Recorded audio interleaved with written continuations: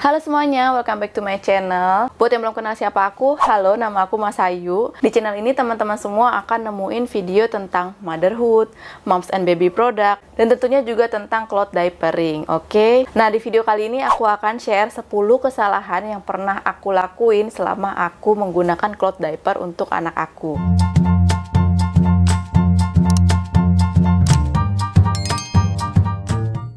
Oke, sebelumnya aku akan kasih tahu dulu, aku memakaikan Cloudy untuk anak aku itu sejak anak aku usianya 1 bulan.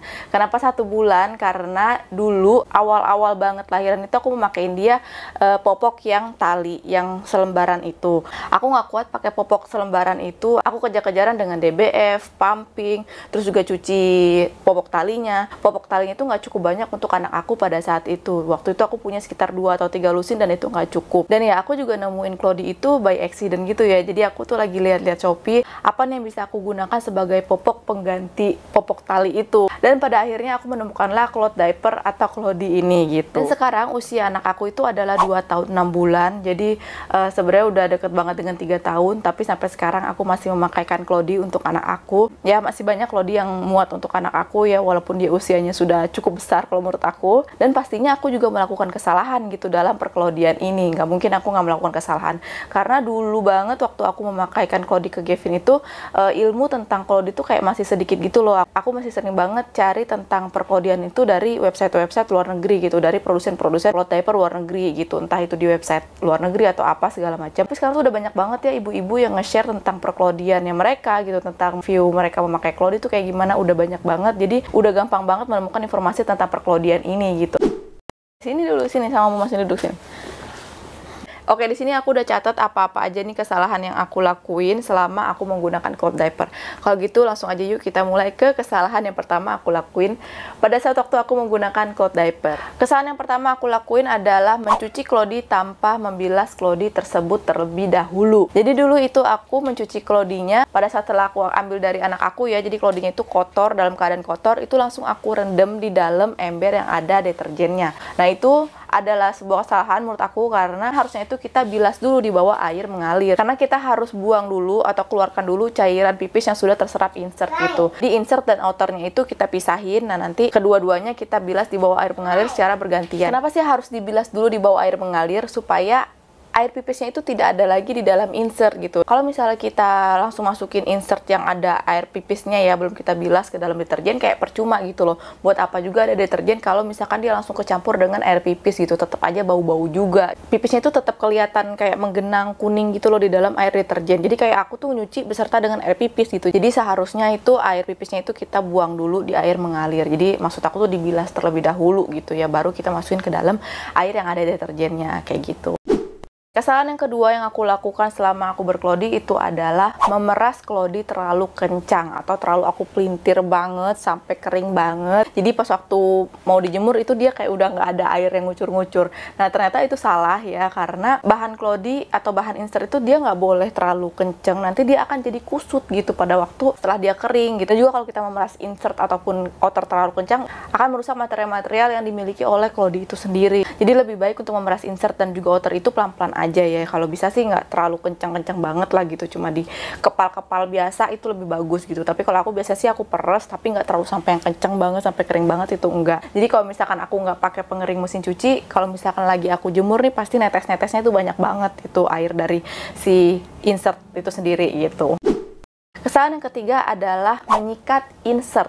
Ya, insert dan outer. Pokoknya insert dan outer itu tidak boleh disikat ya, karena itu akan membuat mereka menjadi murudul. Murudul jadi kayak rusak gitu loh Cloudy-nya. Nah, aku kan nggak tahu ya. Biasanya kan kalau baju kan kalau kita cuci pakai tangan itu kita sikat lah ya. Apapun lah ya, kayak kerah baju gitu kita sikat. Jadi aku pikir mencuci Cloudy juga itu disikat gitu. Apalagi ada bekas noda pup ya kan. Kalau ada bekas noda pup kan coklat-coklat gitu, kayak aduh ganggu banget sih, pengen gue sikat aja nih rasanya. Padahal walaupun disikat pun itu nggak hilang gitu, tapi tetap aku sikat gitu.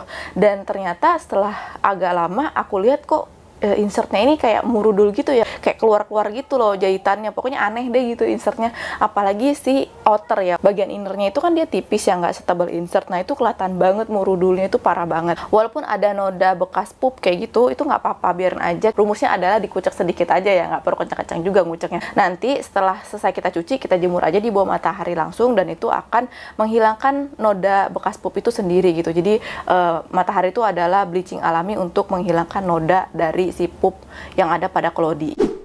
Kesalahan yang keempat adalah menjemur kelodi bagian outernya itu menghadap matahari. Jadi yang benar menjemur kelodi kalau menurut aku sih itu innernya menghadap ke matahari, bukan outernya. Outer itu atau bagian luarnya itu menghadap matahari itu jangan kayak gitu. Karena outer yang bagian luar yang kayak ada motif-motif atau bagian poolnya itu kita jemur menghadap matahari akan cepat merusak bagian pool tersebut. Kenapa? Karena bagian pool tersebut tuh bisa kayak retak-retak gitu loh. Dan nanti malah akan jadi cepat bocor atau tembus atau malah rusak kayak gitu. Makanya kalau misalnya ada ibu-ibu yang suka ngeluh, aduh kok bagian pool kelodi punya aku kok ini ya retak-retak kayak gitu atau pecah-pecah. Nah itu biasanya karena bagian outer luarnya atau bagian poolnya itu langsung menghadap ke matahari. Jadi sebaiknya sih bagian innernya aja. Yang pertama, selain kita bisa menghilangkan noda yang tadi bekas pup ya, stain pup yang ada di inner kelodi itu sendiri, itu juga tidak akan merusak bagian pool menjadi pecah-pecah atau retak-retak itu.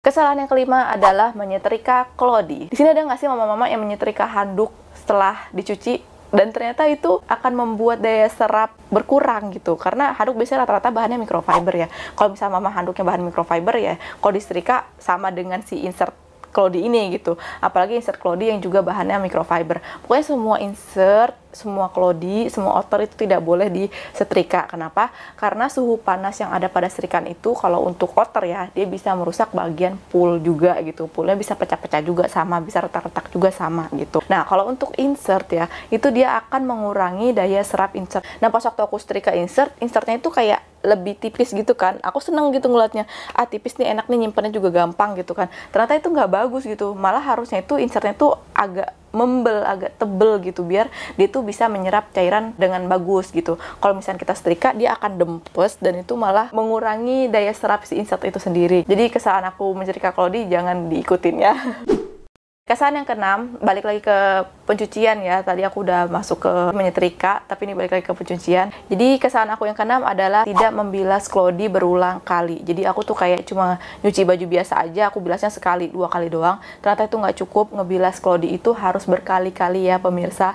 Karena dia menyerap cairan pipis itu banyak banget. Kalau baju kita kan dia nggak menyerap apa-apa ya, jadi kita nggak perlu bilas yang kayak sampai banyak-banyak banget berkali-kali gitu, enggak. Kita tuh harus ngebilas kelodi itu lebih banyak gitu, insert tuh harus berkali-kali. Aku sendiri kalau ngebilas insert itu 5 kali pembilasan, 2 kali direndam dengan air bersih dan 3 kali dibilas dengan air kucuran gitu.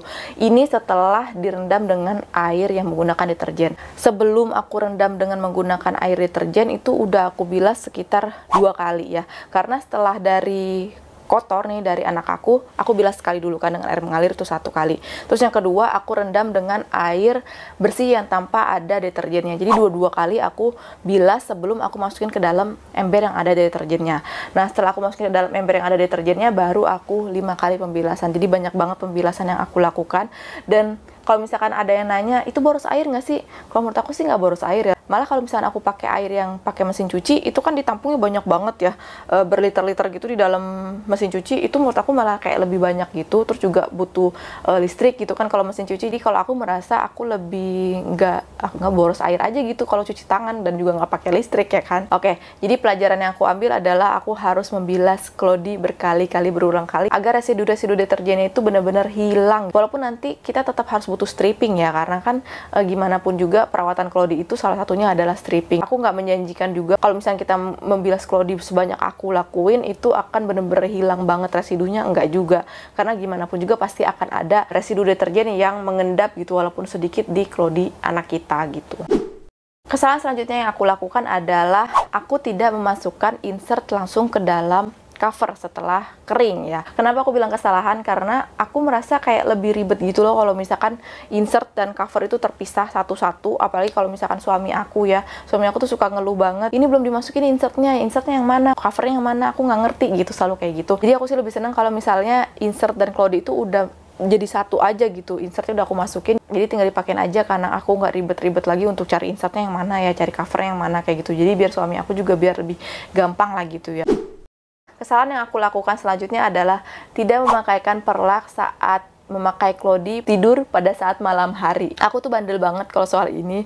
Aku tuh sebenarnya punya beberapa perlak ya untuk Gavin tidur malam hari, tapi nggak tahu kenapa aku males banget ya pakein perlak untuk Gavin di kasur, dan terus-terusan berulang kali Gavin itu kayak suka tembus gitu loh, rembes ke samping, jadinya pipisnya bocor atau ngompol ke kasur gitu. Nah sebenarnya wajar aja sih ya kalau misalnya kita lagi malam-malam pakaian anak kita Clody terus habis itu tembus gitu ke kasur, itu wajar banget ya, karena kan kadang-kadang juga kita ketiduran, nggak kebangun malam hari untuk gantiin Clody-nya, atau mereka pipisnya emang lagi banyak banget, atau emang masalah dengan insertnya kayak gitu, macam-macam deh ya kalau misalkan malam-malam itu suka ngompol gitu ya. Makanya ini aku masukin ke dalam kesalahan aku, karena sebaiknya gitu ya, lebih baik kita tetap pakein perlak, apalagi kalau misalkan anak kita tuh masih kecil banget yang masih sering banget harus ganti Clody-nya, karena pada waktu newborn itu kan harus sering banget ya gonta-gantinya. Newborn tuh cepet banget pupnya gitu ya, cepet banget pipisnya juga banyak banget.